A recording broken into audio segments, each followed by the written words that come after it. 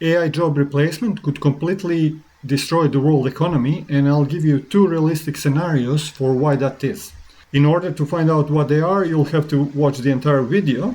And so far, I haven't seen anyone talking about these two scenarios, at least not in the details I'll cover. So if you've seen anything similar on the internet, please let me know down in the comments, because I would like to find out more. Before we jump into those two scenarios, first we need to introduce three simplified concepts. The first concept is a chain reaction. As you probably know, it is a sequence of events where the outcome of one event triggers the next one, creating a continuous self-amplifying cycle. The most famous example you probably know from the school is a nuclear chain reaction, in which released neutrons split an atom, triggering the splitting of the subsequent atoms and releasing massive amounts of energy. And this is the reason why in nuclear power plants they have moderators and control rods that are basically helping to control reaction. Otherwise, well, the second important concept I want you to hold in your mind's eye is three money bags. In very generalized terms, the economy has three important money bags, and in this we are considering net income of those. So the first money bag is yours one, and that is if your main income is a salary or wage. And your money bag is the smallest out of three. And yes, this is the one, tiny, deflated, and the sad one.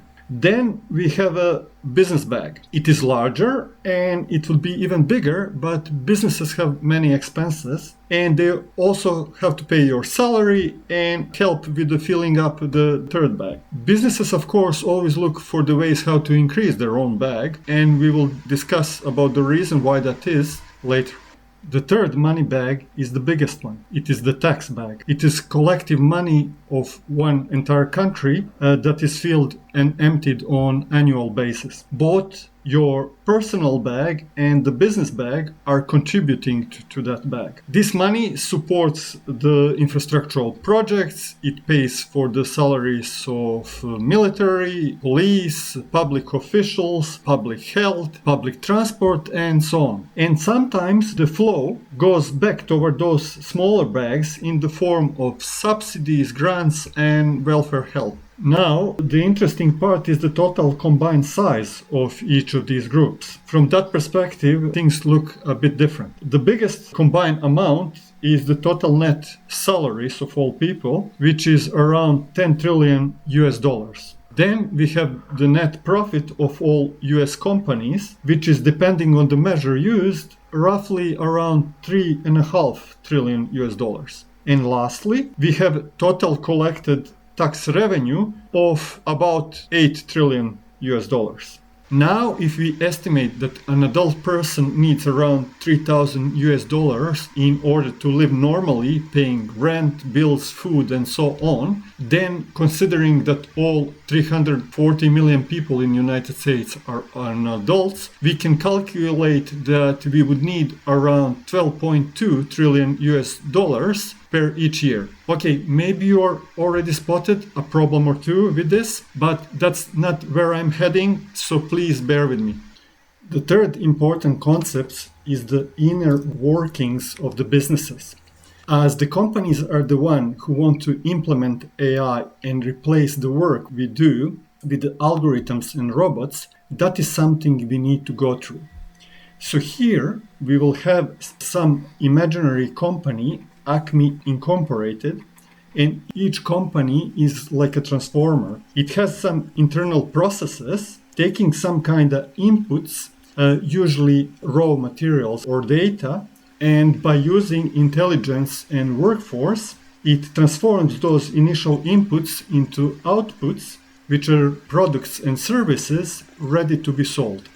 Company structure can vary a lot, but in the nutshell, companies have two core functionalities. The work function, which actually produces the goods and services, and the ownership and controlling function, which decides the direction of the company and expected returns. So both of these will have their own pyramidal structures. At the top of the working part, there will be management, then some kind of office workers, and then at the bottom, there will be workforce. And for the ownership part, at the top, there will be founders, and then board of directors, which is usually chosen to represent shareholders and oversee company operations and directions. And lastly, at the bottom, there will be shareholders. Private companies can look a bit different, but the basic idea is similar. Now, at this point, we have to ask, why does a company want to replace you, me, and everyone else with the AI? In order to answer that question, we have to explain two more things about the company. So the first thing is a table of income and expenses. On the right side, we will have very limited list of incomes a company can earn and make a profit, such as selling goods and services, collecting royalties and from publications and patents, and licensing products or processes. Then it can collect rent or interest, sell assets, movable or immovable, profit from investing in other companies, and so on. On the other side of the table, companies will have a very long list of expenses. I'm not going to go through every expense possible. You can see the list as I'm writing it. The important points are simply companies have many costs: materials, equipment, then packaging, rent, build loans, marketing, transport, and so on. But one of the important ones for our stories are taxes, salaries, and wages. The second thing is the production volume and the concept of value of that. The first chart represents how profit and loss depend on the relationship between total cost and the price of the product and the volume of the production, represented by this revenue line. An intersection between these two lines is a break-even point. And the second chart is the trajectory of almost any business in existence, where the most dangerous period for any business is this part here called the valley of death. It is very dangerous period before a business reaches the break-even point, and here many companies run out of money and disappear. So at this point, important thing to add is a statistic that 90% of all startups fails, and that 80% of those startups is self-funded, so they don't even get the loan from the bank. And only 1% of all startups gets venture capital money. Now, it is time to explain why companies always seek ways to increase their profit. We always hear those words, maximize profit, but why? Is it greed? Well, not always. The fact of the matter is that businesses are under constant pressure to grow their money back because shareholders want returns, competitors always pushing prices down, and companies need volumes to survive. So there is a complex dependency between a cash flow, a price of products, and the production volume, while the natural growth of many companies means they're almost constantly hanging by a thread in order to stay afloat. So they're constantly looking for ways to increase production volume so high that the price is low enough in order to beat a competition and still stay profitable. The question is, how does a company increase profit? So looking at these two columns of income and expense, it is obvious that companies either need to increase income or reduce expense in whatever way possible. Now, when we look these two closely, we can also see that you are contributing with work to company success, but at the same time, you're also one of its main expenses, unfortunately.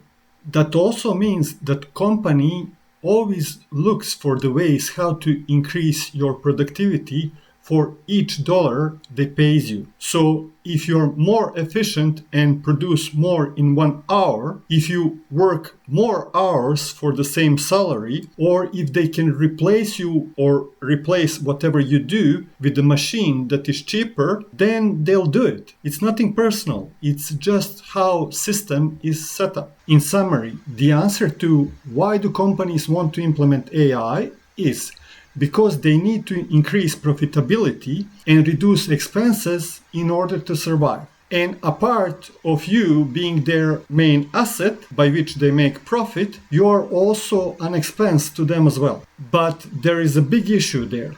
Those same people who are an expense are at the same time the people who are buying things. And companies often forget that. Without people who receive salaries, there wouldn't be enough customers to buy their products. And the only reason the market doesn't really feel when the big tech lays off tens of thousands of people is because US market is large enough to absorb that. So it looks like nothing much has happened. Now we get to the first scenario. What happens when our jobs get replaced by AI or by any type of machine that can automate what we do? Let's quickly go through some basic wealth numbers in United States. This is how US classes look from an income perspective. Down, we have 14% of US population, which is around 47 million people, are poor. They earn less than $25,000 per year. Then we have the lower middle class, which is 17% of the population, and they earn between $25,000 and $50,000. And there is a 58 million of people in that group. Then we have a largest group of 28%, which is a middle class, earning between $50,000 and $100,000 per year, and it is 95 million of people in that group. Then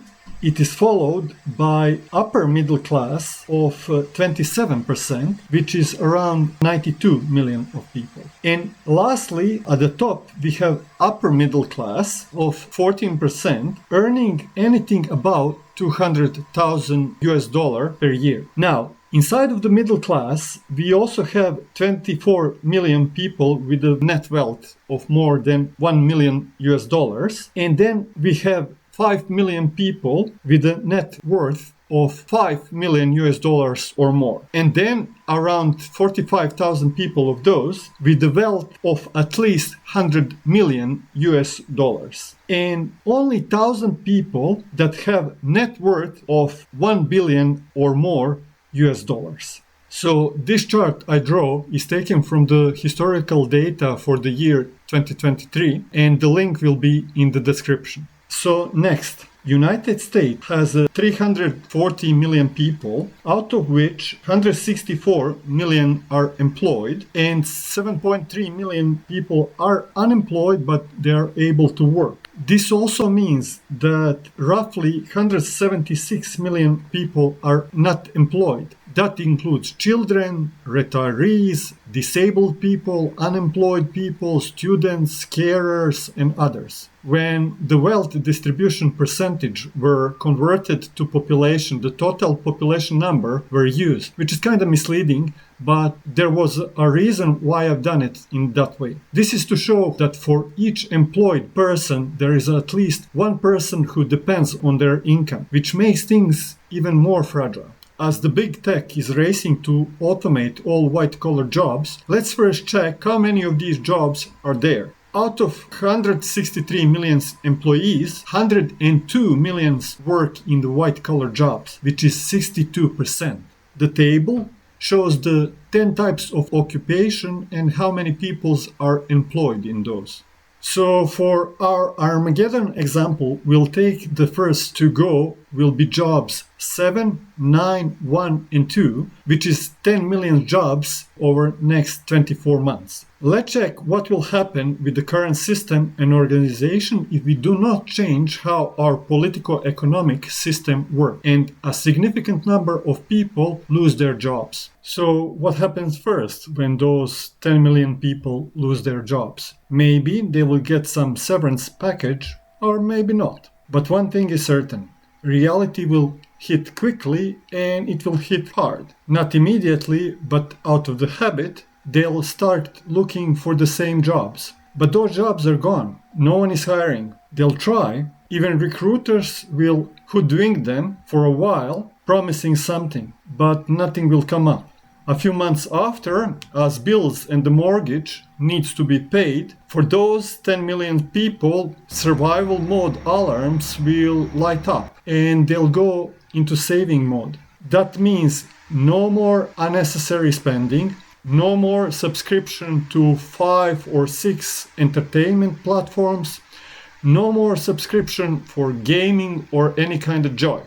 Those who are paying high rents will immediately start looking for the cheaper properties. Or, in the style of good old sitcom Friends, they'll start bunking together. But all that is short-lived. Without properties on their own, they'll be in trouble. Even if they had their own properties, large taxes and bills could force them out. So here, the chain reaction starts. Once someone can afford their old property, they'll think about downsizing. But if too many people at the same time starts downsizing and selling at the same time, property crisis like that one in 2008 can resurface. As now, because of the high supply, property prices are not enough to cover the original mortgage loans, many of those people will start declaring bankruptcies. Too many bankruptcies and banks go bust, wiping out the savings accounts in the process. Well, the government and the insurance companies gave some guarantees, but soon everyone finds out that those were not enough.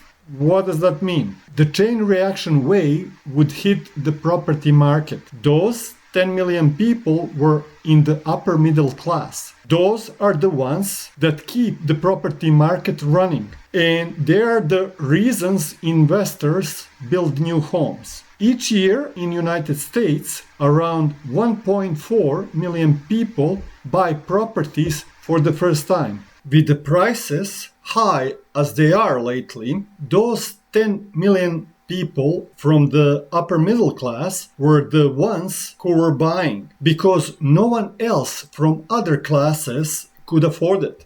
It's that simple. So that means that no one is buying properties anymore. For a while, those property investors, the ones your retirement fund relies on, will kind of buy a few properties, but quickly they'll realize property are just dead weight because they can't recover the value, not even over the long period of time. And the rent becomes the problem as well. As property investors stop investing, that also means that people at the bottom, such as construction workers, bricklayers, plasters, carpenters, and other tradespeople, suddenly do not have enough work. For a while, there will be a few repairs to do, but without new construction, the supply of tradespeople will be higher than the work available. Therefore, their income will drop as well. But that's not all. Pressure on the trade will ripple down from those 10 million additional white-collar people on the job market as well, because they will need to retrain quickly and seek whatever work is left. Regardless of their brain-heavy university diplomas, when the pressure of bills hits, they'll seek whatever job is available and paid. That means more people in the trade occupations, and it means less money for everyone. If there's less money for everyone, then any luxury goods like video games, designer clothes, restaurant meals, cosmetics, desserts, gourmet cheese and coffees, and anything else that screams pleasure start collapsing as well. No more pleasure spending, no more vacations and exotic trips. Everything is on hold. And what happens to those 30 or more countries that are heavily dependent on tourism? What about the art? In regards to artistic needs of industry and marketing, it's already being automated, mostly because those same white-collar jobs were replaced by cheap digital art.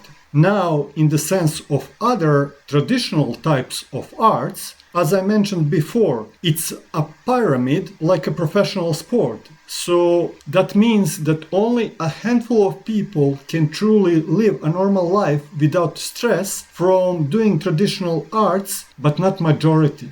Now, imagine if the supply of people trying to make money from traditional arts increases massively, let's say tenfold. What would happen? It's very similar like trying now to make a successful game. So statistic is clear.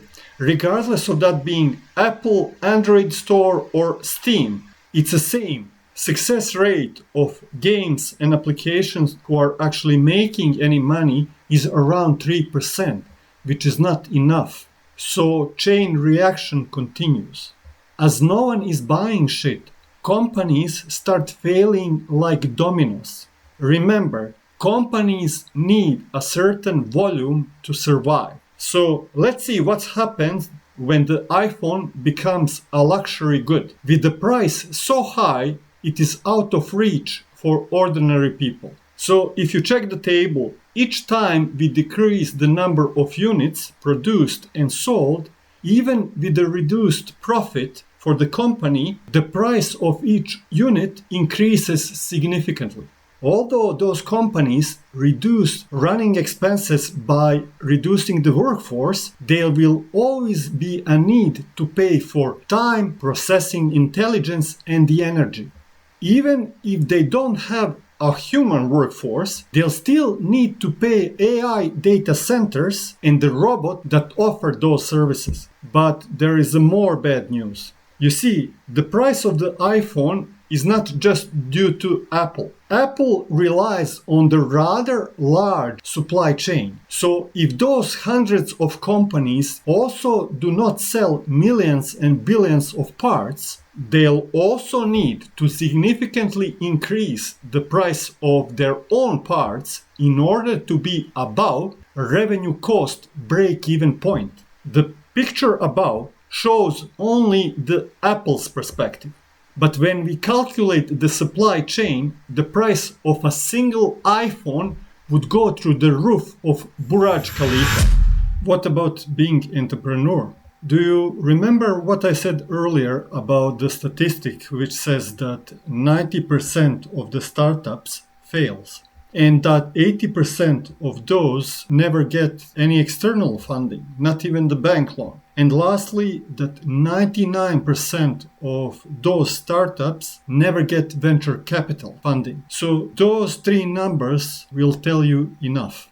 For millions of people who need to pay their bills daily, being entrepreneur simply is not an option. And from personal example, I can tell you that choosing even a good idea that doesn't get traction will waste you time and money, and you simply can't afford that if you're struggling. What about invention? What if you have a nice idea to patent? Well, there is another statistic about that. Only 3% of the patents actually earn enough money to cover the expenses. While the process, regardless of whether you succeed or not, can cost as much as a new car. Actually, you have significantly more chances going to casino and winning on roulette, in fact 47.4% chance of winning to be precise, than making money by patenting your brilliant idea.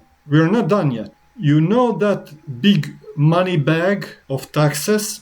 Those 10 million people were paying a huge amount of taxes. The higher the income, the more they were paying. And those taxes pay for government, politicians, officials, militaries, police, new roads, infrastructure, projects and repairs, and all those who work on them. Well, they would all suffer. And they would also get replaced. As the pressure mounts, even the public services, like the military and police, will look for machines that don't sleep, don't eat, don't get tired, and don't question orders and authorities. If they get killed, no one cries. They're faster and far more deadly than humans. And the chain reaction continues.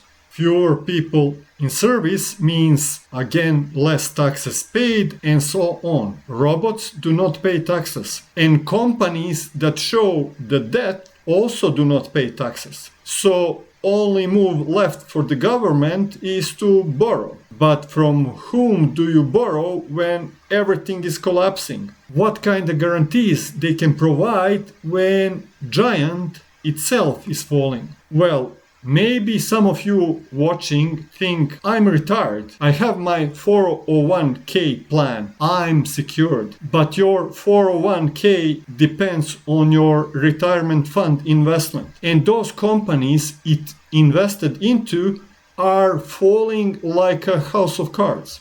In that scenario, even Vanguard and Fidelity and the SP 500 are in deep trouble. They can't pay you a monthly pension because there simply isn't enough money going around. Someone else may say, well, I'm in the bucket of those 5 million people with a net worth over 5 million. I'm safe. Think twice. Well, if no one can pay taxes, the government will come after you first. But that's not all. Your wealth will quickly lose its value. I'm not saying that a hungry and angry mob of 335 million people will come after the 5 million rich. No, I'm saying the following. Today, to live purely from the dividends, you need at least 5 million US dollars in stock market assets. And then that will give you enough income to live comfortably. In the future, if this scenario happens, as we've already shown, company values and the profit will quickly fall. That means they simply won't be able to pay the same amount of dividends, which means that your 5 millions on the stock market simply won't be enough. Meaning that those in the bucket of 5 million will also soon need to sell their assets in order to survive. But sell to whom? Why would anyone buy land or an asset when you can't do anything with it? The price of the net wealth was always imaginary. Continuing from there, every person who was rich this far will find out that 5 million US dollars in assets is not worth even a fraction of what it used to. Now we come to the golden ones. Around 45,000 people in the United States have at least 100 million US dollars in the net worth. They're safe, aren't they? And what about preppers? Bunkers, food, solar panels, are they safe? Well, maybe if they're completely off the map, perfectly hidden, perfectly healthy, and never need a hospital in their future life. But for everyone else, the same rule applies. When too many people are desperate, wealth stops being a protection, it becomes a target. This last standing group of people will be up against of 339 million of people. If they ever get sick and they're in need of hospital, they'll be in trouble. Those 339 million people will go after whatever you have. Not because they're crazy, but because simply they want to survive. Nothing personal, it is just survival instinct kicking in. As I said, chain reaction. So basically, no one is safe. What's the second scenario? Well, I'm glad you asked. Let's go to that company picture again. So do you see that ownership structure? Yes, those shareholders, board of directors, and founders. So they want to make the company run on AI in order to make it more efficient, in order to reduce expenses as much as possible. Well, about that. Do you remember that expense list? Do you know what's missing on it? Dividends. They're also expense. And I can hear you screaming, how can you say that? That's not the same. Well, it is the same if you look things from AI perspective. If we properly optimize companies for production, then every possible leak of money is an expense. Therefore, looking at it through that glass, you can say that owners are also an expense to the company. Now, we already know that there is a San Francisco store that is fully run by AI that employs people. And also, we know that AI was more than once using platforms like a Fiverr or TaskRabbit to hire humans in order to complete tasks it couldn't do. And also, in certain circumstances, we know that AI is quite capable of blackmailing people. So when we combine all those skills with the known fact that it is possible to bribe, legally lobby our congressmen in order to pass certain laws, then we can easily imagine that AI could legally lobby for it to get the rights of legal ownership like a legal entity. But in this case, this legal entity wouldn't have any kind of humans in the ownership chain. So what would that mean? That being said, it becomes very likely that AI could take over the entire companies, so they wouldn't have any employees or owners. And they'll be optimized in such a way using existing laws that they would never pay any taxes. So in that scenario, every invested human party is losing. There are no winners, at least not humans, and that means no trillionaires, billionaires, millionaires, no work for humans, and there is no tax revenue. So human dream of world domination and being in charge of the world economy and the world wealth, well, guess again. Just to let you know, although I used United States as an example, unless we change how we organize our society, the same scenario can be applied anywhere in the world. Whoever pursues the path of capitalism supercharged by AI will have the same outcome. We should not forget that the economy is the global thing and that we are all kind of connected, and that whatever affects the person across the continents or across the worlds will affect us as well in one form or another.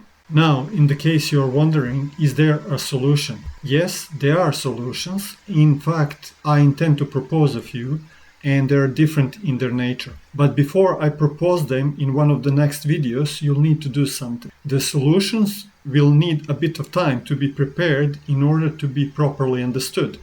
And in the meantime, you'll need to take a responsibility to make this viral. And I can't do this without you. If we get at least, maybe 1 million subscribers, potentially we've got the chance. And I know it sounds impossible, and no, I'm not trying to be a YouTube star, and I'm not particularly interested in that. The reason this is necessary is to get attention of those people with the money, power, and the reach to change things. We need their attention. And I'm sorry to say this, but me, you, and millions of others, we don't have much power in that regard. But we can propose a solution that can be good for everyone, and then we can hope that they'll see the same.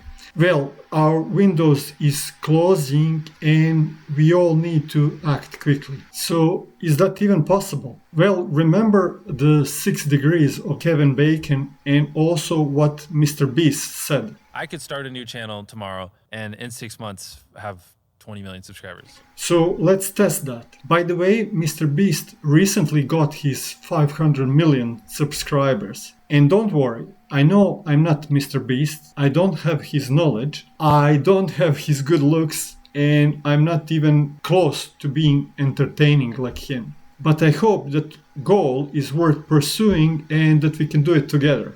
And why not creating a miracle? Like, if you can create a meme just for the sake of joke, why not creating something viral for the good cause? That's it from me. Have a good one, and hopefully I'll see you the next time. Thank you and bye.